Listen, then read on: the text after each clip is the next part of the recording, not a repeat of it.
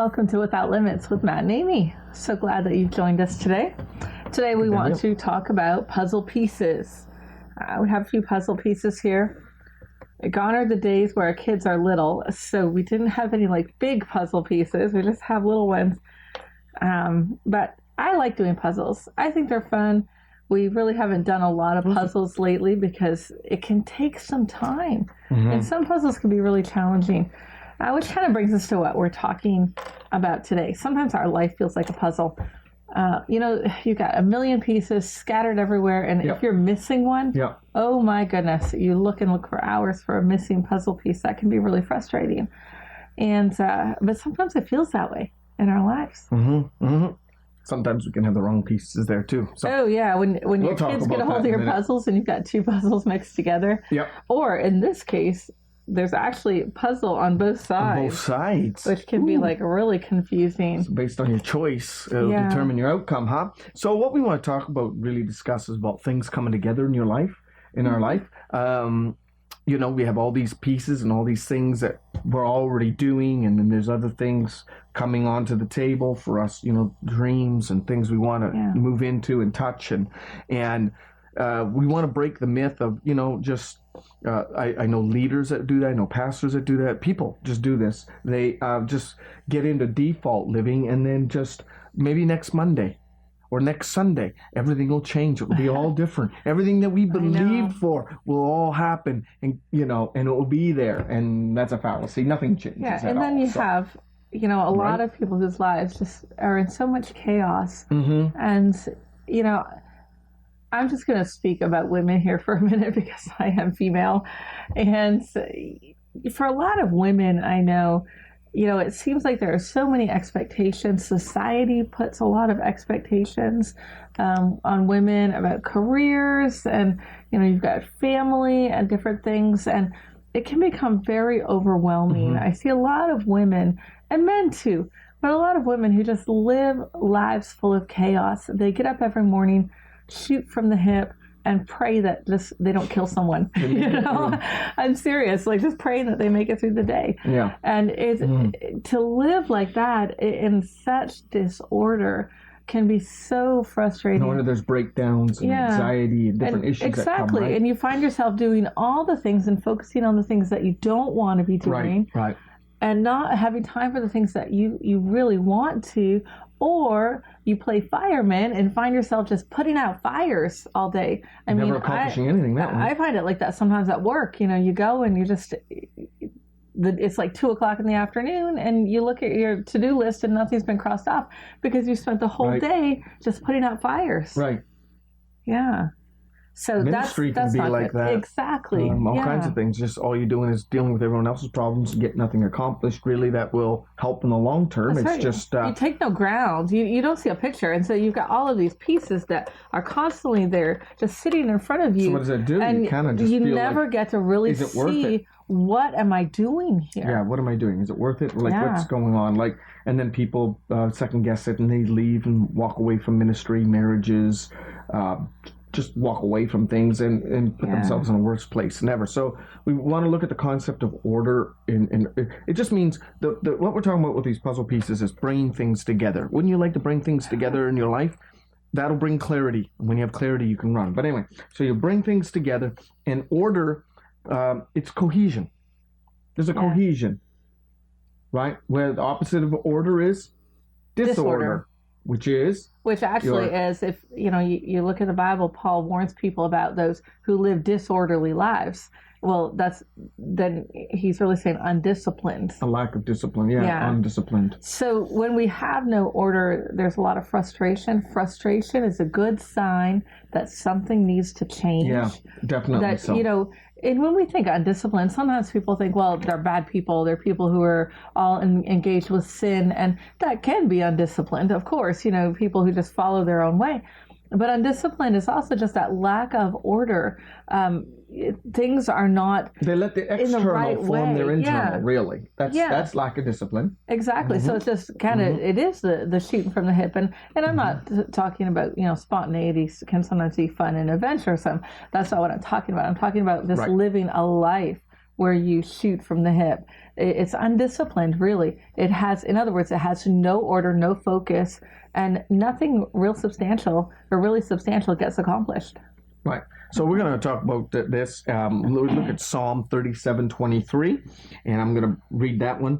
The steps of a man are established by the Lord, and he, the big H, delights in his way, the little h. So, or her way, doesn't matter. But so they're established by the Lord, and when we walk in those steps, he is delighted. And established, that's order. Established that's in another version is ordered. Ordered of the Lord. By the Lord. Right, in King James So really, version. when you look at ordered, things become established. Yeah. And when you think about establishing something, when something is established, if a town is established, then people can actually settle there. Things can be built there. Right. Things can, society, economics, all of those things can flow and function in a town that's established. When I wanted to break out years ago, 6 years ago, the Lord really used this verse to really caused me to come to a place where because I wanted to break out. I wanted to break into some things, and it was a simple verse, but this verse is what really impacted my life and really began to inform my thinking pattern, so that my heart, what was crying inside, can have an avenue to access what God had for me in my life. And I began to get, as your steps are ordered, and you start seeing why you're taking the steps. Why are you taking the step? Mm-hmm. It starts bringing this whole clarity thing and confidence thing, and this purposeful thing, this overcoming, which that's what we preach, is an overcoming message. And this shows one of the avenues which we share that message. But it has to have a highway to run on, and if you can't see where you're going, you're going to crash. And so, you know what? Puzzle pieces, you have them, we have them. And we have to evaluate these pieces to see if there are some pieces we have to discard, especially if we have a mixed up life. A lot of things, life pours in a lot of things in our life. Or do we pick up some pieces? Yeah, because in 1 Corinthians 14:40, it says that everything must be done in a proper and orderly way. Well, if you've ever tried to put a puzzle together, actually, you have an uncle who is so sweet. We went and visited him this past summer, and he'll literally try to force them in the wrong place. Let's just make this fit. And I have one uncle one who used to cuts these out so that they'll fit in. I don't know what kind of a lot mosaic of times, puzzles or what he did. But people are like that sometimes. We try to force things to work. Mm-hmm. And, forcing it to work is not making it work. I mean, at the moment, it might make do, but when you start to get everything else in around it, you'll realize that really wasn't the right thing. And we don't want to have lives like that. And you may be sitting out there thinking, what are you people talking about? Honestly, there is no way to bring order to my chaos. This is a pipe dream. This is something that, we all talk about and we all think is wonderful. My life, but my it's ministry, not realistic. My business, my whatever. Mm-hmm. Exactly. Because there's just so much. And it's ironic that in a society where we have things, devices, systems that will speed up stuff. Mm-hmm. You can get a meal in like under a minute if you go to the drive-thru. You can get. I know, but it's true though. You can get these things. You throw something in the microwave, you can do it for a fraction of the time. True. And I'm not saying all this stuff is great, but ultimately it's there. And so in a world where everything is sped up and supposedly allows us to do things quicker, we are actually busier than ever. I'm busier doing nothing. In a lot of areas, because a lot of times we're busy maintaining things that we can never get to where it's a rat wheel, and we're on that, and we don't get the rat on the wheel, and we don't get off of it, and we have to break that. So that's why it's important to have a strategic advisor, especially if we deal with executive leaders and ministries and people that we shape teams, help them with their teams and stuff like that, or a coach, or you can get a mentor, someone that will actually help you to not just fill in time, but actually to be able to make use of your time and to bring these pieces together of the puzzle of your life so that you feel like you are not just going through the grind, hoping for this fantasy that someday it'll change. That what happens is you're starting to get this power back in your hands that God gave you to shape and form every day. It won't be perfect every day. And it's so important to get an outside perspective, because when you're in it, it's like, what's that old saying? Seeing the forest through the trees. you have the perspective of being down in the middle of the forest and all you can see are the trees that are closest to you. Right. And so you just pick up the things that are closest to you and you deal with those, but there's a whole forest out there. It's not a sign of weakness. And a lot of leaders, and especially in the church world, the pastors and different ones, they see it. If they bring someone in, their team, well, my leadership team's not going to think I got it together anymore because I had to bring you in and do all that. And until that changes in them, then we're never effective. But that's an ego thing and a pride thing. And how's it been working for you so far? Right. So, we've had mentors and coaches come into our life and different times and helped us get into that next vehicle that we needed to. Exactly. Next be able to put some of just be able to move from point A to B, get some pieces together, what we're using today, and it brought order. And when it brings order, we had to evaluate the pieces that were presented to us. And some we have to, in order to pick up another piece in your life, the right piece, you have to discard some pieces. And some of them had their time. They're a good thing, but it has its time. Yeah, and sometimes you're missing a piece. Right. Like, it's like this a great revelation. A light bulb goes on. And you can't always find that piece on your own. Right. So you're right. There is no shame. Because we're in the whirlwind and all we see right around us, trying to keep it together. Exactly. So why not take advantage of someone else's experience? Maybe they've gone through some of the same things, or just even what someone else might be able to bring to the table. So when you value your pieces, the right pieces, when you value it, it'll bring clarity. That's how you get to clarity. Yeah. You don't value any of the pieces and the important pieces and the right pieces, then what happens is you have no clarity. You're just confused all the time. And then it moves you to the second thing, which is you begin to get frustrated. Oh, yeah. And frustration is a sure sign that something's got to change. Right. Because you can't keep living like that. The stress will build. And like you said, stress and anxiety, the amount of people today in our society who are dealing with things like stress and anxiety and ultimately depression is like off the charts. Yeah.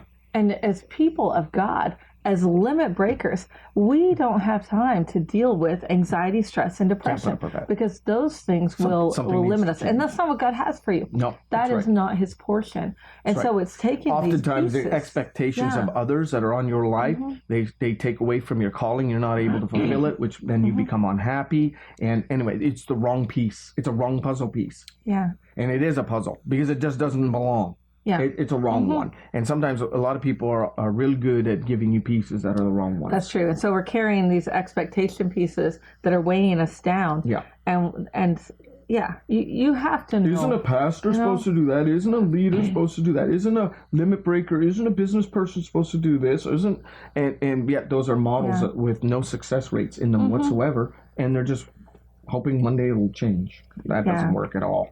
And, as I said, God doesn't want that for you. We don't want that for you. We want you to be able to come into, bring things into a place of order. And, a lot of people get a little when you say things need to be brought into order because they start thinking of legalism, micromanagement, structure. Yeah, and that's, no. People, because of the negative things like those things that have come into play, people have let the pendulum swing, and it's like, no, it's got to be all now free. It limits creativity, right? But you go one way or the other. But it's it's like one of those puzzles, and we didn't have one of these, but those puzzles where you kind of turn them, and when you get them in exactly the right order, the marble will fall down all the way through it. But until it's in the right order, that marble's stuck, and that's where a lot of people are. You may be in that place today. You might be tired of running into walls. I know, and it's just it's a block. Or banging your head against the wall. There's a block. That's right. There's a block, and we sometimes expect God's blessing, God's favor, but things aren't in order for that to flow. I'm not saying God doesn't want to bless you. If God sees me banging my head long enough, surely goodness, He will then pour out His mercy and blessing on me, and I will have, no. Before you break through, you'll probably break up. Yeah, because you're banging against the wrong thing. Yeah, because God has principles set in place in His kingdom, and when those principles are in alignment in our lives and working in our lives, then things can flow. And so it is. It's taking time to evaluate every piece, and it's painstaking. And again, often having an outside view, someone who's neutral, not someone who's just going to pat you in the back and say, you're doing all the right things. Right. Those aren't the kind of people you need right now. You do need friends and people who are going to encourage you. They play that role. They love you, they care for you, but you also need people who are going to tell you the truth. Right. And that's the thing, because sometimes we think this is so important, but we need somebody to tell us the truth and say that piece doesn't go here. It doesn't belong and needs to be let go of. Right. And that's tough. It's tough to hear that because we feel like, because we're already in a place of frustration and disorder, we feel like any criticism that comes, it can be devastating to us. Right. So let's do some takeaways. Here's a takeaway. Number 1 for you. Sort the pieces. We talked about that. Sort the pieces in your life. Do an inventory. Be willing to discard some and be willing to pick up the right ones. A lot of people want to keep picking up things, but their plate's full. Or they'll say, oh, my plate's too full, and they will miss an opportunity because they cannot handle more. That's right. You have to get rid of some things and then grab that opportunity that's coming by you, because it won't be coming again. So. And sometimes those pieces, it may not be a wrong piece, but sometimes we've made it a much bigger piece than what it really needs to be. And so, maybe we need to say, well, that piece needs to be cut in half so that this piece can grow, because this is important. So really it's sorting them, identifying, prioritizing, identifying the value and the time that should be given to each one. Second point, be busy doing the right things. We're all busy. Oh, I know. But you have to evaluate, but are you busy doing the right things and the things that's going to get you to where you need to be? Exactly. And part of that, is really entering into the rest of God. How they say, work smarter, not harder. That's it. This is not about becoming more busy. This is about, again, being busy, doing the right things, being more effective. Be effective. For sure. Third thing, kick the lifestyle of chaos to the curb. Break off your relationship with it. You become familiar with it, and you accept it after a while. Well, this is the way my life is. And then we say, what? We blame others. It's on my kids. It's on the people. Yeah. It's on my customers. It's on this. It's on that. What we're doing that's become our new normal. Our new normal. Now, kick it to the curb. Fourth thing, last thing, learn to create in the midst of it. God makes beautiful things out of chaos, within chaos. We're not saying you're a bad person. You've got the right elements. It's just bringing order, coming to a place of discipline. The pieces here. We can become so easily undisciplined. We can get caught up with time wasters. It's recognizing those things, just finding discipline in our lives to just really seek God and get His view on what are the things that I need to be putting my hands to and my time to. Because I tell you what, you can always make more money, but you can never make more time. Right. And that is so valuable. And with these pieces that are in your life, God wants you to be able to put those together in an order that maximizes the effectiveness of your time in your life. Don't confuse time relaxation with time wasters. Exactly. So when you're supposed to be doing something and you're wasting time, that's different than you need a relaxing time. A lot of people need downtime and they're not, especially limit breakers like this. So I just speak a piece to your life right now, limit breakers. I just speak over you. We just speak the blessing of God infiltrate and come into your mind, and all of a sudden some things are clicking, and all of a sudden those puzzle pieces, do what you have to do. Leadership teams, get a hold of us. We'd love to get to know you, or turn to the one that you have, if you have someone in your life, to be able to do that. I just speak onto you right now a sense of peace to come, that the chaos you're gonna get, you're gonna break away from it, and you're gonna throw it to the curb. And I'll tell you, you're gonna look and enter into tomorrow fresh and new. In Jesus' name, amen. Live without limits.